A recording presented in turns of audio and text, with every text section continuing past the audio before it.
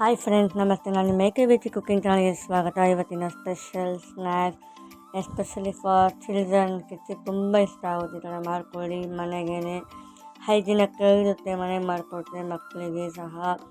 ಏನು ಇದು cabbage manchurian ಅಥವಾ ಕ್ಯಾಬೇಜ್ ಡ್ರೈ ಗೋಬಿ ಸೂಪರಾಗಿರುತ್ತೆ. ಮನೆಗೆ ಮಾಡಿ ನಾನು ಹೇಳೋ ಥರ ಮಾಡಿದ್ರೆ ಮಕ್ಕಳಿಗೆ ಇಷ್ಟ ಆಗುತ್ತೆ. ನಮ್ಮ ಮನೆಗಂತೂ ಹಾಗೇ ತಿಂದಿದ್ದಾರೆ ಮಕ್ಕಳೆಲ್ಲ, ಸಕ್ಕತ್ತಾಗಿದೆ ಅಂತ. ಮತ್ತು ನಾನು ಹೇಳೋ ಥರ ಮಾಡಿದ್ರೆ ಒಳಗೆ ಸಹ ಚೆನ್ನಾಗಿ ಬೇಯುತ್ತೆ, ಹಸಿ ಬಿಸಿ ಇರಲ್ಲ, ಆ ಥರ ಆಗುತ್ತೆ ನಾನು ಹೇಳೋ ಥರ ಮಾಡಿದ್ರೆ ನೀವು ಹಾಗೆಯೇ. ಈಗ ಮೊದಲಿಗೆ ಹೇಗೆ ಮಾಡುವ ನೋಡುವ. ಮೊದಲಿಗೆ ನಾನು ಅರ್ಧ ಕೆಜಿಯಷ್ಟು ಕ್ಯಾಬೇಜ್ ತೊಗೊಂಡಿನಿ, ಎಲೆಕೋಸನ್ನ.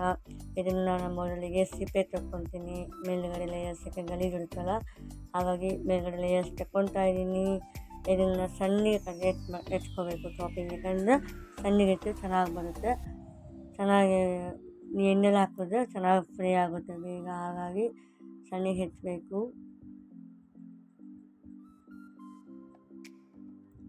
ಇದು ಅರ್ಧ K G gobi 3 plate full plate ಪಕ್ಕ ಬರುತ್ತೆ. ನಾವು ಹಾಗೆ ಮಾಡಿದ 3 ಪ್ಲೇಟ್ ಕರೆಕ್ಟಾಗಿ ಸರಿ ಹೋಗಿದೆ.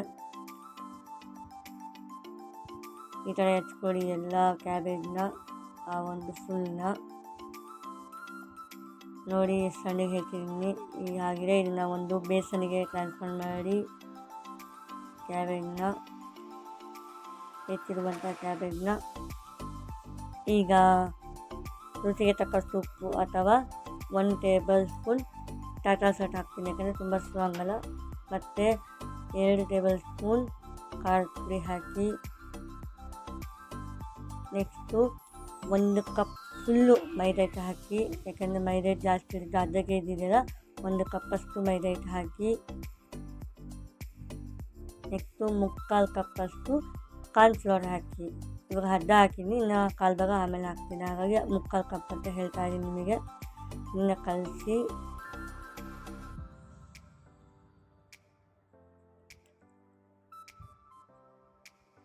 ಇನ್ನು ಬೈಂಡಿಂಗ್ ಬರ್ತಾಯಿಲ್ಲ, ಹಾಗಾಗಿ ನಾನು ಇನ್ನು 1/4 ಭಾಗಷ್ಟು ಕಾರ್ನ್ಫ್ಲವರ್ನ ಹಾಕ್ತಾಯಿದ್ದೀನಿ.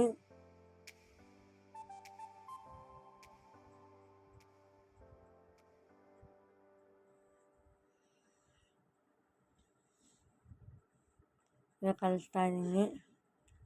ಖಾರ ಮಸಾಲ ಉಪ್ಪು ಎಲ್ಲ ಚೆನ್ನಾಗಿ ಮಿಕ್ಸ್ ಮಾಡ್ಕೊಳ್ಳಿ.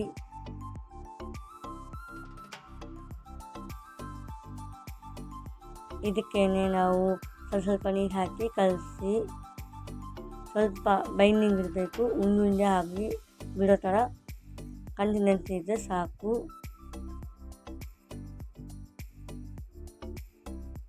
ಇನ್ನು ಸ್ವಲ್ಪ ಬರ್ತಾಯಿಲ್ಲ, ಹಾಗಾಗಿ ಅರ್ಧ ಕಪ್ಪಷ್ಟು ಅಕ್ಕಿ ಹಿಟ್ಟು ಹಾಕ್ತಾಯಿದ್ದೀನಿ. ಸಕ್ಕತ್ತಾಗಿ ಕ್ರಿಸ್ಪಿಯಾಗಿರುತ್ತೆ ಅಂದರೆ ಅದಕ್ಕೆ ಅರ್ಧ ಕಪ್ಪಷ್ಟು ಅಕ್ಕಿ ಹಿಟ್ಟು ಹಾಕ್ತಾಯಿದ್ದೀನಿ ನಾನು. ಮತ್ತೆ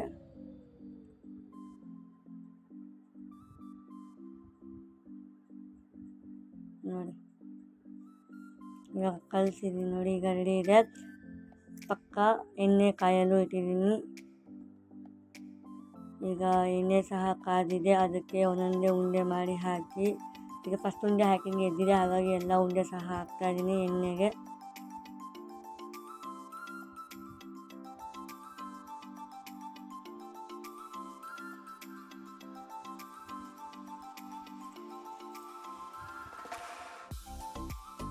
ನೋಡಿ ಚೆನ್ನಾಗಿ ಈಗ ಒಂದ್ಸರಿ ಕೈ ಆಡಿ ನೋಡಿ ಎಷ್ಟು ಲೈಟಾಗಿದೆ ಕಲರು.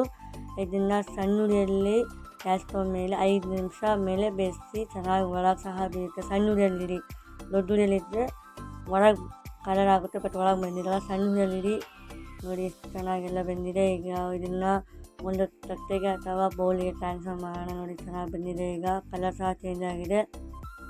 ಈಗ ಇದು ಗೋಬಿನ ಟ್ರಾನ್ಸ್ಫರ್ ಮಾಡಿದ್ದೀವಿ. ಈಗ ಒಂದು ಪ್ಲೇಟಿಗೆ ನೋಡಿ,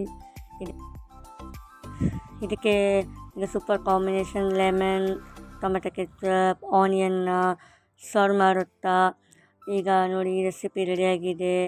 ಈ ರೆಸಿಪಿ ಇಷ್ಟ ಆದರೆ ಲೈಕ್ ಮಾಡಿ, ಶೇರ್ ಮಾಡಿ, ಕಮೆಂಟ್ ಮಾಡಿ, ಹಾಗೆ ಸಬ್ಸ್ಕ್ರೈಬ್ ಮಾಡಿ ನಮ್ಮ ಚಾನಲ್ನ.